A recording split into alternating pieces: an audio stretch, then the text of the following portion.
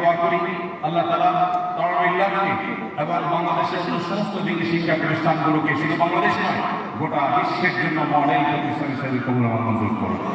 সম্মানিত উপস্থিতি, আমি আবারও বলি, এখানে আমার বন্ধু বান্ধবের অনেকেই আছেন যারা এক সময় তাওরাবিল্লাহকে পড়েছেন।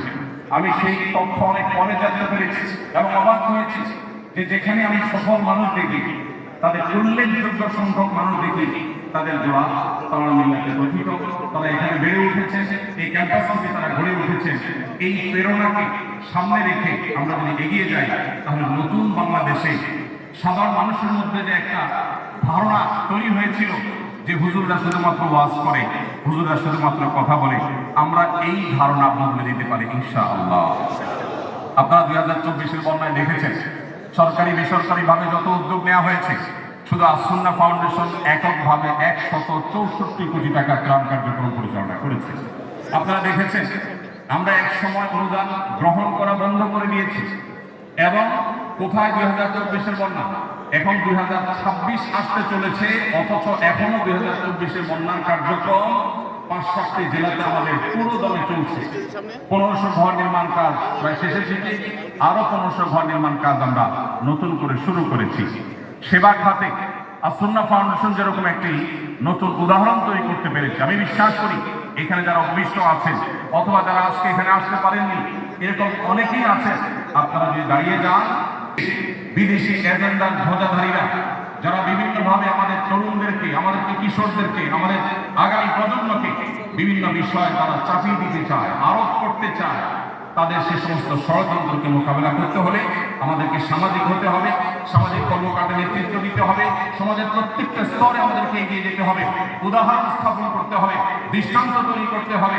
এবং আমরা যে এই সমাজের একেবারে গোড়ার মানুষ, অন্যরা অনেকে হয়তো পালিয়ে কেউ ভারতে যাবে, কেউ আমেরিকায় যাবে, কেউ পশ্চিমে যাবে, কাউকে হয়তো সৌদি আরব ওয়েলকাম করবে, আমাদেরকে পৃথিবীর কোনো দেশ এমনকি সৌদি আরব ওয়েলকাম করবে না।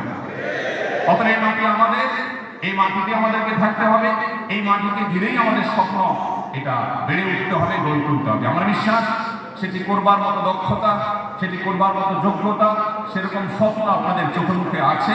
প্রয়োজন শুধুমাত্র এগিয়ে যাওয়া, প্রয়োজন শুধুমাত্র কাজ করবার। আমি দোয়া করি অন্তরের অন্তঃস্থল থেকে আল্লাহ রাব্বুল আলামিন এই তাওরাবিল্লাহ এই প্রতিষ্ঠানকে বাংলাদেশের মানুষ নয় শুধু বিশ্ব মুসলিমদের দিনে জাগ্রত করবার কাজে আল্লাহ তাআলা এই প্রতিষ্ঠানকে কবুল ও মঞ্জুর করুন এবং এই প্রতিষ্ঠান থেকে বেড়ে উঠুক শত শত সৈয়দ কামালউদ্দিন জাফরের মতো মানুষ, শত শত উস্তাদ জয়নুল আবেদিনের মতো মানুষ, শত শত অন্যান্য উলামায়ে কেরামের মতো মানুষ।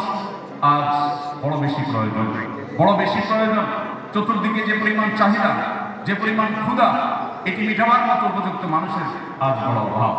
বাংলাদেশের মানুষ বরাবরের মতো যে পরিমাণ ধর্মপ্রাণ, সে পরিমাণ নেতৃত্ব, সে পরিমাণ যোগ্যতা সম্পন্ন উলামায়ে কেরাম দুঃখজনক হলেও সত্য, তারা সঠিকভাবে যথাযথভাবে যথেষ্ট পরিমাণে তারা পায়নি। এই অভাব পূরণ করবার এই সময়টি আমাদের এখন এসেছে এবং এটা সময়ের সবচেয়ে বড় দাবি। আমি দোয়া করি আল্লাহ রাব্বুল আলামিন আমাদেরকে সেই তৌফিক দান করুন এবং সেই সাথে ধন্যবাদ জ্ঞাপন করছি অন্তরস্থল থেকে আজকে এই চমৎকার আয়োজনে আমাকে দাওয়াত করবার জন্য, আমার সিনিয়রদের সামনে আমাকে কিছু কথা বলবার সুযোগ করে দেওয়ার জন্য।